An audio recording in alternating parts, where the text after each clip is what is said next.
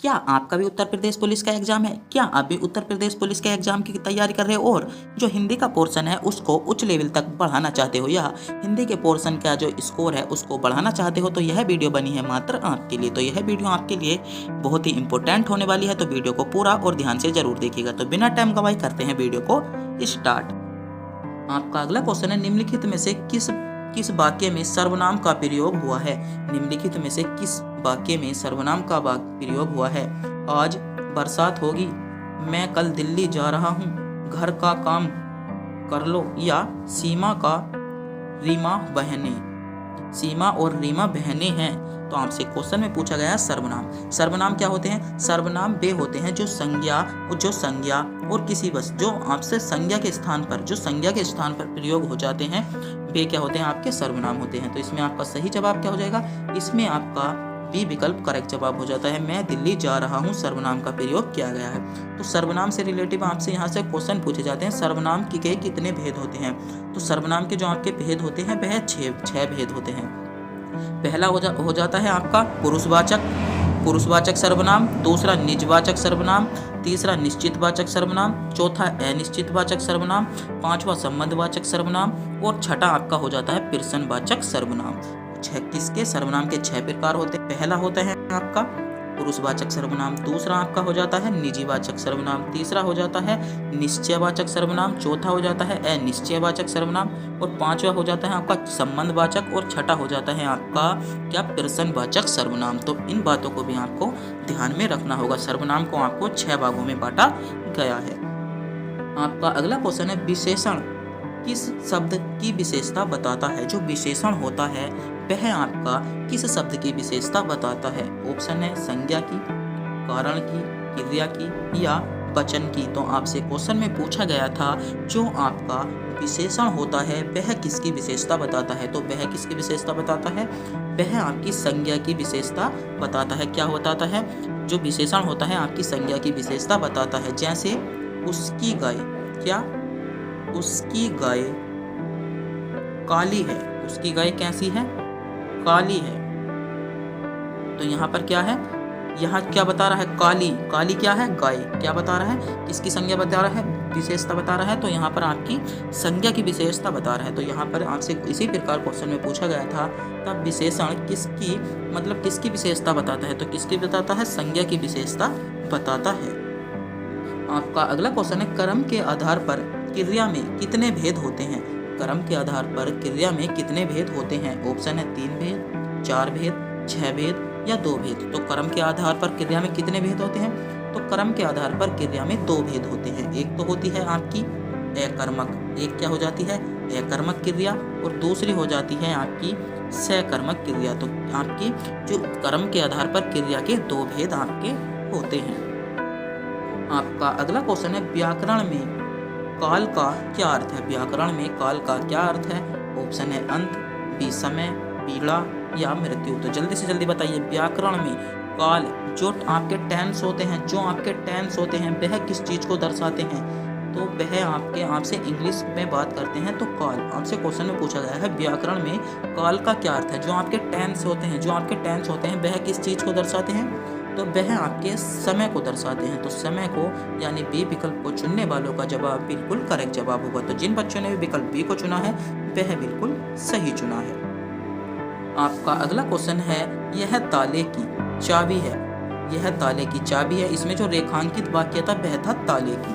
रेखांकित में कौन सा कारक है? यहाँ पर आपका जो रेखांकित था वह ताला था। क्या था? ताले की था। ऑप्शन है संप्रदान कारक, बी अपादान कारक, करण कारक या कर्ता कारक। तो आपसे क्वेश्चन में पूछा गया था यह किसकी ताले की चाबी है? तो यह ताले की चाबी किसकी है? ताले की। तो कहाँ क्या हो जाएगा? यहाँ पर आपका संप्रदान कारक हो जाता है। तो ए विकल्प को चुनने वालों का जवाब बिल्कुल करेक्ट जवाब हो जाएगा। आपका अगला क्वेश्चन है, निम्नलिखित में से कौन सा शब्द पुल्लिंग है? निम्नलिखित में से कौन सा शब्द पुल्लिंग है? विकल्प आपके सामने है, पढ़िएगा और बताइएगा। निम्नलिखित में से पुल्लिंग शब्द कौन सा है? ऐसा शब्द कौन सा है जिसको पढ़ने से आपका पुरुष का भाव उत्पन्न होता है? वो बताइएगा। शब्दों को ध्यान से पढ़िएगा, बहुत इंपॉर्टेंट क्वेश्चन हो जाते हैं। यह बहुत इजी क्वेश्चन होते हैं और आप इन्हें गलत कर जाते हो, तो ध्यान से पढ़िएगा। निम्नलिखित में से कौन सा शब्द पुल्लिंग शब्द है? तो ऐसा शब्द कौन सा है जो पुल्लिंग है? तो कौन सा हो जाएगा? संचालक। संचालक शब्द आपका पुल्लिंग हो जाता है। क्या? संचालक। डी विकल्प को चुनने वालों का जवाब बिल्कुल करेक्ट जवाब हो जाएगा। आपका अगला क्वेश्चन है, निम्नलिखित में से कौन सा तत्सम शब्द नहीं है? निम्नलिखित में से कौन सा तत्सम शब्द नहीं है? तो निम्नलिखित में से आपका तत्सम शब्द कौन सा नहीं हो जाता है? तो तत्सम शब्द आपका नहीं हो जाता है परक। परक कैसा शब्द है? आपका तद्भव शब्द है। परक आपका तद्भव शब्द है। बात करते हैं तत्सम की। तो परक का आपका तत्सम क्या हो जाता है? परक का आपका तत्सम हो जाता है परीक्षा। क्या? परीक्षा आपका परक कैसा है? एक क्या है? तद्भव शब्द है और इसका तत्सम क्या हो जाएगा? परीक्षा हो जाएगा। और चांद, चंद्र। चंद्र का आपका तत्सम क्या हो जाता है? चंद्र का आपका जो तत्सम हो जाता है, जो इसका तद्भव होगा, चंद्र क्यों कैसा शब्द है? तत्सम शब्द है। और इसका तद्भव क्या होगा? इसका तद्भव हो जाएगा आपका चांद। इसका तद्भव क्या हो जाएगा? चांद हो जाएगा। बात करते हैं पृथ्वी। तो पृथ्वी का तद्भव क्या हो जाता है? पृथ्वी। तो ऐसे आपका क्या हो जाता है? इसका तद्भव शब्द हो जाता है। और बात करते हैं शोक या अग्नि की। तो यहाँ पर एक बहुत ही ज्यादा क्वेश्चन पूछा जाता है, अग्नि। अग्नि का तद्भव क्या है? तो अग्नि का तद्भव क्या हो जाता है? आपका आग हो जाता है। तो इन बातों को भी आपको बहुत ज्यादा ध्यान में रखना होगा। तो एक बार फिर से बता दूं, अगर आपने अभी तक हमारे चैनल को सब्सक्राइब नहीं किया है, चैनल को सब्सक्राइब जरूर कर लीजिएगा, क्योंकि हम इस पर आपका रोज एक हिंदी का और एक जीके जीएस का प्रैक्टिस सेट सोल्व करवाते हैं, जो आपके यूपी पुलिस एग्जाम के लिए बहुत ही हेल्पफुल होने वाले हैं। आपका अगला क्वेश्चन है, दिए गए विकल्पों में कौन सा विकल्प दूध का पर्याप्त नहीं है? दूध का पर्याप्त नहीं है। ऑप्शन है दुग्ध, पेय, गोरस या अम्लीय। आपसे क्वेश्चन पूछा गया था यहाँ पर सीधे तौर पर कि दूध का जो पर्यायवाची शब्द है वह कौन सा नहीं है? तो कौन सा हो जाता है आपका? यहाँ पर आपका अम्लीय सही जवाब हो जाता है। तो डी विकल्प को चुनने वालों का जवाब बिल्कुल करेक्ट जवाब होगा। जिन बच्चों ने विकल्प डी को चुना है वह बिल्कुल सही चुना है। आपका अगला क्वेश्चन है, सापेक्ष का सही विलोम शब्द है। ऑप्शन है निरपेक्ष, परोक्ष, प्रतिपक्ष या स्पष्ट। तो आपसे क्वेश्चन में पूछा गया था सापेक्ष का विलोम शब्द। जल्दी से जल्दी बताइएगा, सापेक्ष का विलोम शब्द, सापेक्ष किसका विलोम है? बहुत इंपॉर्टेंट क्वेश्चन है। इस क्वेश्चन का जवाब आप कमेंट बॉक्स में बता सकते हो। सापेक्ष का सही विलोम क्या है, या सापेक्ष का सही विलोम शब्द क्या है? तो सही विलोम शब्द क्या हो जाता है? निरपेक्ष आपका सही विलोम शब्द हो जाता है। और एक यहाँ पर बहुत ही क्वेश्चन पूछा जाता है, एक क्वेश्चन पूछा जाता है करुणा। करुणा का विलोम क्या है? करुणा का विलोम आपका क्या है? तो क्या हो जाता है? निष्ठुर। यह क्वेश्चन आपको बहुत ज्यादा पूछा जाता है, तो इस वाक्य को आपको ध्यान में रखना होगा। आपका अगला क्वेश्चन है, चिर और चीर के अर्थ के सही विकल्प का चयन कीजिए। चिर और चीर के सही जो अर्थ है उनका चयन कीजिए। ऑप्शन है लंबा प्राचीन, वस्त्र पुराना, पेड़ वस्त्र या पुराना वस्त्र। तो आपको बताना होगा, डिफिकल्ट क्वेश्चन है, ऐसे क्वेश्चन में आप गलती कर देते हो। चिर और चीर का सही विकल्प कौन सा है? तो इसमें आपका सही विकल्प हो जाता है पुराना और वस्त्र। पुराना और वस्त्र इसमें आपका सही जवाब होगा। तो डी विकल्प को चुनने वालों का जवाब बिल्कुल करेक्ट जवाब हो जाएगा। जिन बच्चों ने भी विकल्प डी को चुना है वह बिल्कुल सही चुना है। आपका अगला क्वेश्चन है, सम उपसर्ग से बना शब्द है। आपसे क्वेश्चन में पूछा गया है सम का प्रयोग इनमें से किस में किया गया है? जल्दी से जल्दी बताइएगा, सम का प्रयोग इनमें से किस में किया गया है? महत्वपूर्ण क्वेश्चन है। 4 विकल्प आपके सामने हैं, आपको बताना होगा सम का प्रयोग इसमें किस में किया है, जिसमें हरंती वाला क्या है? मैं है। तो किस में किया गया है? इसमें किया गया है सहयोग में। तो ए विकल्प को आपका सही जवाब होगा। अगर हम सहयोग का संधि विच्छेद करते हो तो आपका क्या हो जाता है? सम प्लस योग हो जाता है। तो किसमें? विकल्प ए में आपको इसका प्रयोग किया गया है। किसका? सम उपसर्ग का प्रयोग किया गया है। तो ए विकल्प आपका बिल्कुल करेक्ट जवाब होगा। आपका अगला क्वेश्चन है, रंगीला। रंगीला शब्द में प्रत्यय का प्रयोग हुआ है। रंगीला शब्द में कौन सा प्रत्यय का प्रयोग हुआ है? ऑप्शन है गीला, ईला, ला या ईला। तो रंग प्लस ईला, रंग में क्या हुआ है? रंग में कौन से शब्द का प्रयोग हुआ है? रंग प्लस ईला। तो इसमें प्रत्यय क्या हो जाएगा? ईला आपका सही जवाब हो जाता है। तो डी विकल्प में ईला आपको दिया गया है, जो आपका बिल्कुल करेक्ट जवाब हो जाएगा। आपका अगला क्वेश्चन है, सूर्योदय में कौन सी संधि है? ऑप्शन है गुण संधि, यण संधि, दीर्घ संधि या वृद्धि संधि या दीर्घ संधि। तो आपसे क्वेश्चन में पूछा गया था सूर्योदय, सूर्योदय। तो सूर्योदय में कौन सी संधि है? तो सूर्योदय में आपकी कौन सी संधि हो जाएगी? संधि विच्छेद मैंने कर दिया है, जल्दी से जल्दी बताइएगा। सूर्य प्लस उदय, तो इसमें आपकी कौन सी संधि हो जाती है? इसमें आपकी गुण संधि यानी विकल्प ए बिल्कुल करेक्ट जवाब होगा। तो जिन बच्चों ने भी विकल्प ए को चुना है वह बिल्कुल सही चुना है। आपका अगला क्वेश्चन है शुद्ध वाक्य का चयन कीजिए। इनमें से शुद्ध वाक्य का चयन कीजिए। ऑप्शन है उसका शिमला जाना है, उसने शिमला जाना है, उससे शिमला जाना है या उसे शिमला जाना है। तो आपको इनमें से सही वाक्य छांटना होगा। इनमें से सही वाक्य कौन सा है? तो सही वाक्य कौन सा हो जाता है? डी विकल्प को आपका सही जवाब होगा। उसे शिमला जाना है। किसे? उसे शिमला जाना है। डी विकल्प आपका करेक्ट जवाब हो जाता है। आपका अगला क्वेश्चन है सज्जन शब्द में समास है। ऑप्शन है कर्मधारय समास, तत्पुरुष समास, द्वंद्व समास या द्विगु समास। तो जल्दी से जल्दी बताइएगा सज्जन शब्द में कौन सा समास हो जाता है? तो यहाँ पर कौन सा समास हो जाएगा? तो कर्मधारय समास को चुनने वालों का जवाब बिल्कुल करेक्ट जवाब होगा। तो जिन बच्चों ने भी कर्मधारय समास को चुना है वह बिल्कुल सही चुना है।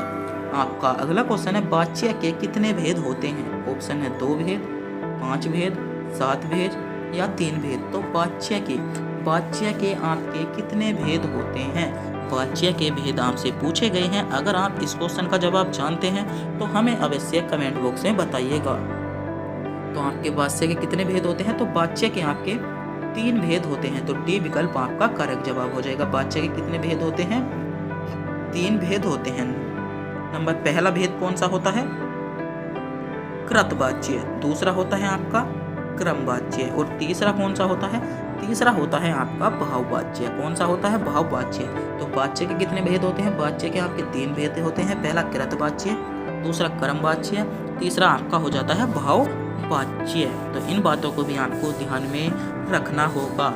आपका अगला क्वेश्चन है यह है दिन भर पढ़ता रहता है। रेखांकित पद में अव्यय का भेद बताइए। ऑप्शन है परिणामवाची, निपाद या समुच्चय बोधक या प्रश्नवाचक। तो वह दिन भर पढ़ता रहता है। जो पढ़ता रहता है, जो दिन भर है वह आपका कौन सा अव्यय है? तो कौन सा अव्यय है? निपाद अव्यय। बी विकल्प आपका करेक्ट जवाब होगा। तो जिन बच्चों ने भी विकल्प बी को चुना था वह बिल्कुल सही चुना था। तो बी विकल्प को चुनने वालों का जवाब बिल्कुल आपका करेक्ट जवाब हो जाएगा। आपका अगला क्वेश्चन है आपको एक क्या दिया गया है? आपको एक बताना होगा कोष्टक में दिए गए विराम चिन्ह कौन सा है। जो आपको यह चिन्ह दिया गया है इसका आपको नाम बताना होगा। इसको हम क्या कहते हैं? ऑप्शन है प्रश्नवाचक, अल्प विराम, पूर्ण विराम या विस्मयोदय। तो इसको हम क्या कहते हैं? तो इसको हम विस्मयबोधक कहते हैं। तो क्या होता है? इसका चिन्ह आपका ये होता है। बात करते हैं पूर्ण विराम। तो पूर्ण विराम का चिन्ह आपका क्या होता है? पूर्ण विराम का चिन्ह होता है आपका ये। और बात करते हैं अल्प विराम की, तो अल्प विराम जिसे हम कोमा कहते हैं, कोमा आपका क्या होता है? अल्प विराम। तो प्रश्नवाचक चिन्ह कौन सा होता है? प्रश्नवाचक चिन्ह होता है आपका ये। और योजक चिन्ह आपके सामने है। योजक चिन्ह कौन सा हो जाता है? योजक चिन्ह आपका ये हो जाता है। तो इन चिन्हों के बारे में अभी आपको पता होना चाहिए। आपका अगला क्वेश्चन है और बहुत ही ज्यादा महत्वपूर्ण क्वेश्चन होने वाला है। 4 दिन की चांदनी फिर अंधेरी रात लोकोक्ति का अर्थ बताइए। आपको बताना होगा 4 दिन की चांदनी फिर अंधेरी रात का अर्थ क्या है। ऑप्शन है थोड़े दिन का सुख, चांद न दिखाई देना, 4 दिन चांद दिखना या सुख ही सुख होना। तो आपसे क्वेश्चन में पूछा गया था 4 दिन की चांदनी फिर अंधेरी रात का जो सही अर्थ है वह क्या है। तो सही अर्थ क्या हो जाता है? थोड़े दिन का सुख। ए विकल्प को चुनने वालों का जवाब बिल्कुल करेक्ट जवाब होगा। तो जिन बच्चों ने भी विकल्प ए को चुना है वह बिल्कुल सही चुना है। आपका अगला क्वेश्चन है कामायनी के रचनाकार हैं। ऑप्शन है प्रसाद, निराला, पंत या महादेवी वर्मा। तो जल्दी से जल्दी बताइएगा कायामनी के जो रचनाकार है वे कौन है? तो कौन हो जाते हैं? तो प्रसाद। ए विकल्प आपका करेक्ट जवाब हो जाता है। क्या प्रसाद आपका ए विकल्प बिल्कुल करेक्ट जवाब हो जाता है। तो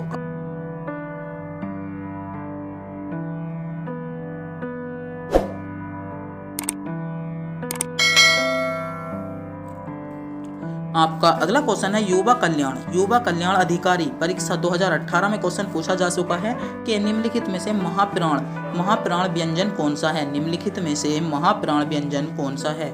ऑप्शन है बह, तय, मैं या दय। तो क्वेश्चन पूछा गया था महाप्राण व्यंजन कौन सा है। युवा कल्याणकारी परीक्षा जो होती हैं उनमें क्वेश्चन पूछा गया है।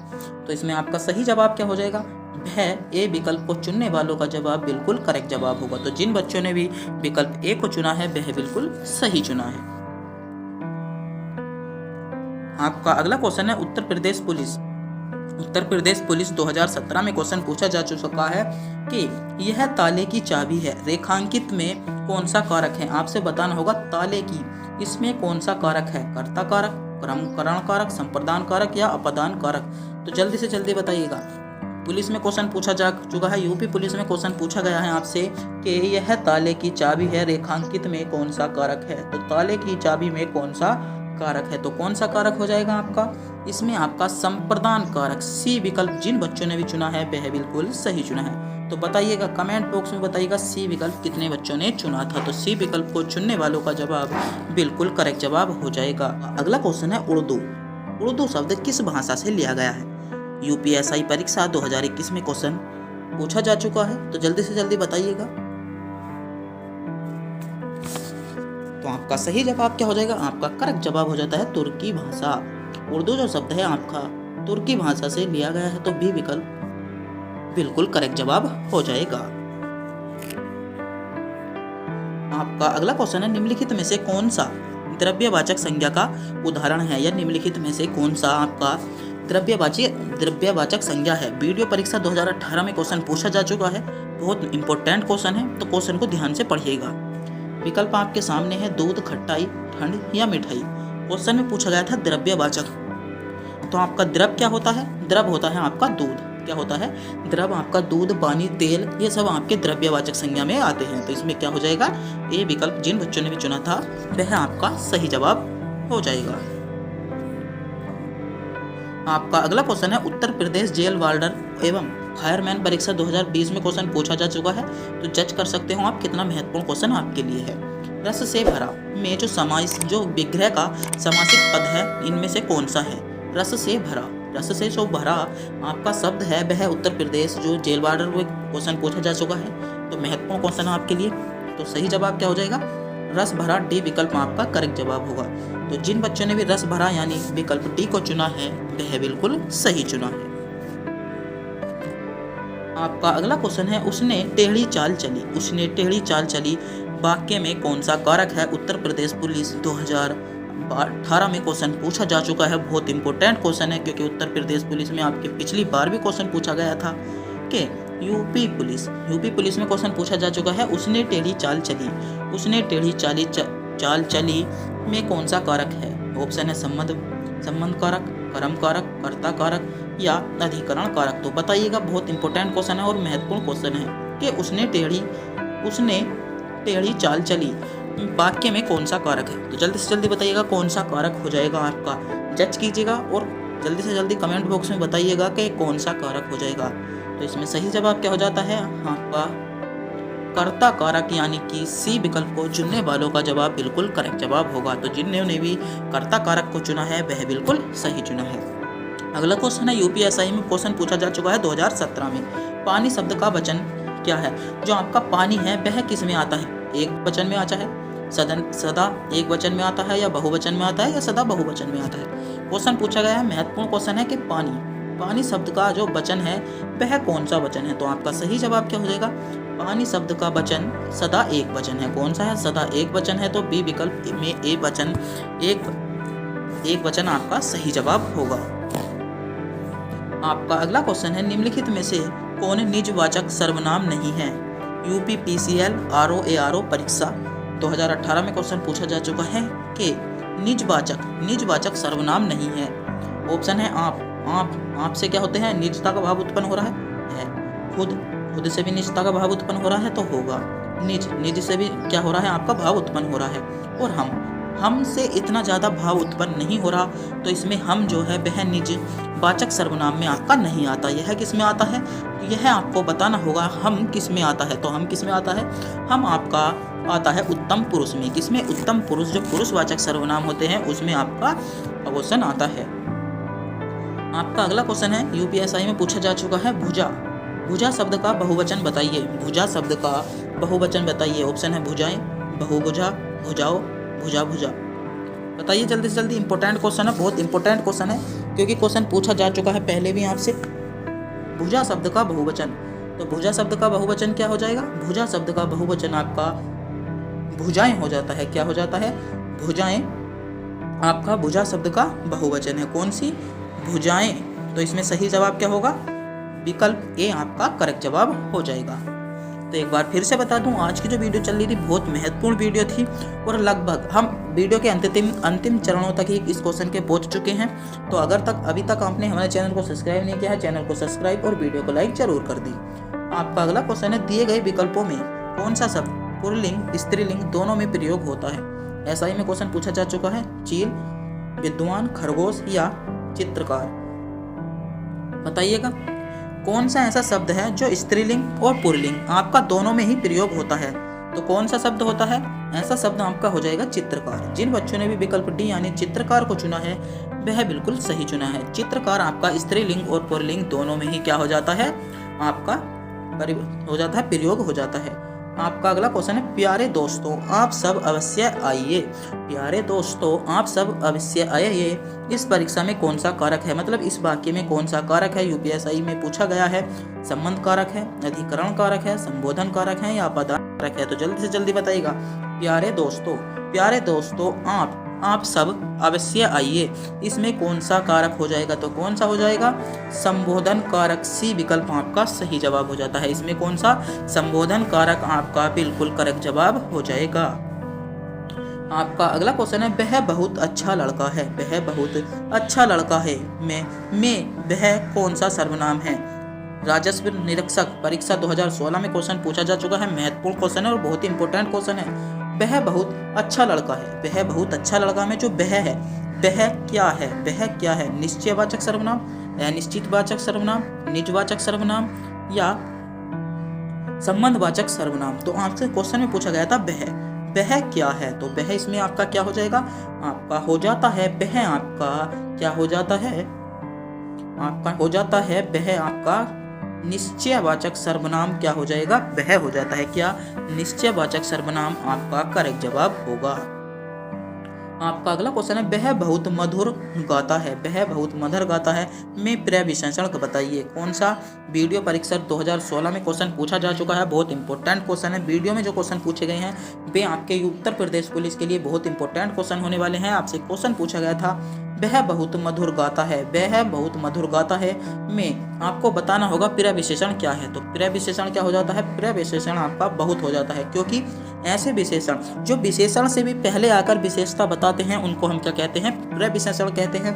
तो मधुर इसमें क्या है? मधुर आपका विशेषण है और बहुत क्या हो जाएगा? पर्याय विशेषण, क्योंकि विशेषण से पहले आकर क्या बता रहा है? बहुत की विशेषता बता रहा है। तो इसमें क्या हो जाएगा? बहुत आपका सही जवाब हो जाता है। आपका अगला क्वेश्चन है, मैं खाना खा चुका था। मैं खाना खा चुका था इस वाक्य में कौन सा भूतकालिक भेद है? चकबंदी लेखपाल 2015 में क्वेश्चन पूछा जा चुका है। जितने भी क्वेश्चन उत्तर प्रदेश से रिलेटेड पूछे जा रहे हैं वे बहुत इंपॉर्टेंट क्वेश्चन होने वाले हैं यूपी पुलिस के लिए। क्वेश्चन था, मैंने खाना खा चुका था। मैं खाना खा चुका था में कौन सा भूतकाल है? तो कौन सा भूतकाल हो जाएगा? खाना खा चुका था मतलब खाना खाकर पूर्ण हो चुका था। तो क्या हो जाएगा? पूर्ण भूतकाल हो जाता है, क्योंकि खाना खा चुका था। खाना वह जब आप पहुंचे थे वहां पर, जब वह खाना खा चुका था, तो इसमें क्या हो जाएगा? उसने अपना जो कार्य था वह पूर्ण कर लिया था। आज की वीडियो का आपका अंतिम क्वेश्चन और महत्वपूर्ण क्वेश्चन है, राजू थोड़ी सी मिठाई खाओ इस वाक्य में थोड़ी सी किस प्रकार का क्रिया विशेषण है? एसआई में क्वेश्चन पूछा जा चुका है। स्थानवाचक क्रिया विशेषण, परिमाणवाचक क्रिया विशेषण, कालवाचक क्रिया विशेषण या रीतिवाचक क्रिया विशेषण? तो आपसे क्वेश्चन में पूछा गया था, बहुत इंपॉर्टेंट क्वेश्चन है, राजू थोड़ी सी मिठाई खाओ। राजू थोड़ी सी मिठाई खाओ में कौन सा विशेषण है? तो राजू थोड़ी सी क्या खाओ? मिठाई खाओ। तो क्या हो जाएगा इसमें परिमाण की बात हो रही है। क्या हो रही है? परिमाण की बात हो रही है। तो क्रियावाचक विशेषण यानी विकल्प बी आपका बिल्कुल करेक्ट जवाब हो जाएगा। तो आज के जो क्वेश्चन थे वे सारे सेलेक्टेड क्वेश्चन थे जो कहीं ना कहीं किसी ना किसी एग्जाम में पूछे गए थे। तो आज की वीडियो आपके लिए बहुत ही इंपॉर्टेंट क्वेश्चन से होने वाली थी, जो आपको उत्तर प्रदेश पुलिस के लिए बहुत ही हेल्पफुल वीडियो थी। अगर वीडियो अच्छी लगी हो तो वीडियो को लाइक और चैनल को सब्सक्राइब जरूर कर दीजिएगा। तो तब तक के लिए मिलते हैं अगली वीडियो में।